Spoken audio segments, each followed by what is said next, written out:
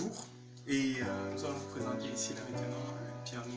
En quoi est-ce que consiste le piano acoustique? Alors le piano acoustique, comme vous allez le voir tout de suite maintenant, c'est constitué essentiellement des cordes. Vous voyez là des cordes. Nous avons les cordes de basse.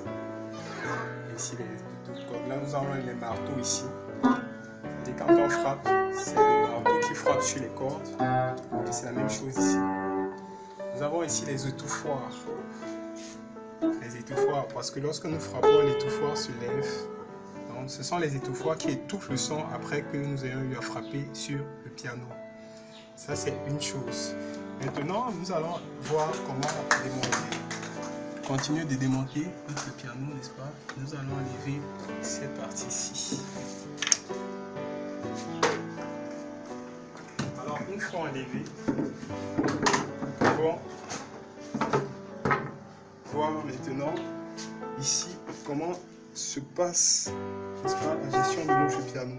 Alors, nous avons ici en bas, non, c'est un peu ici. Nous avons ici les pédales, nous avons ici la sourdine, et nous avons les autres fonctions que vous verrez tout à l'heure lorsque nous allons remonter avec la caméra.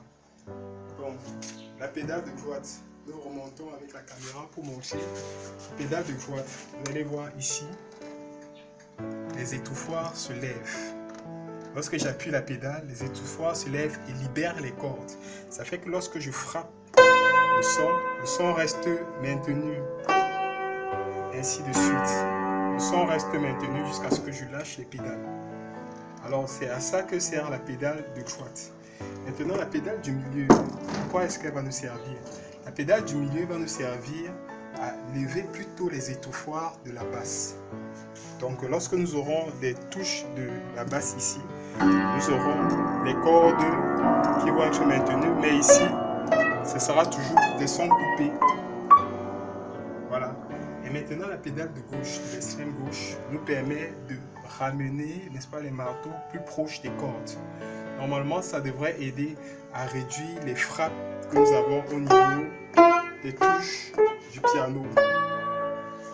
Voilà, donc vous voyez, nous avons ces bâtons-ci qui nous permettent donc de faire le jeu de déplacement.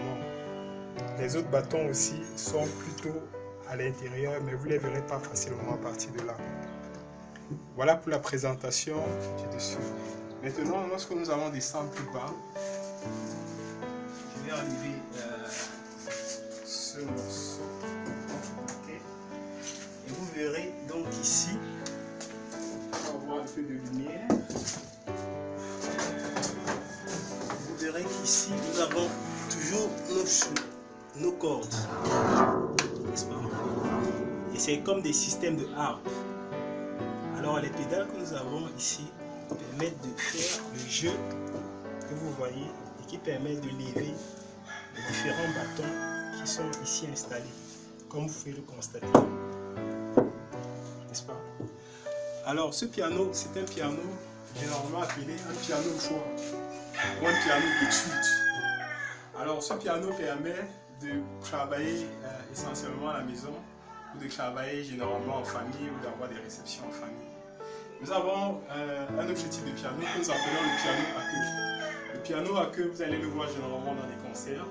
Il est rallongé plus vers l'avant. Généralement, il est ouvert de côté avec un bâton qui est mis pour pouvoir faire ressentir le bruit des cordes.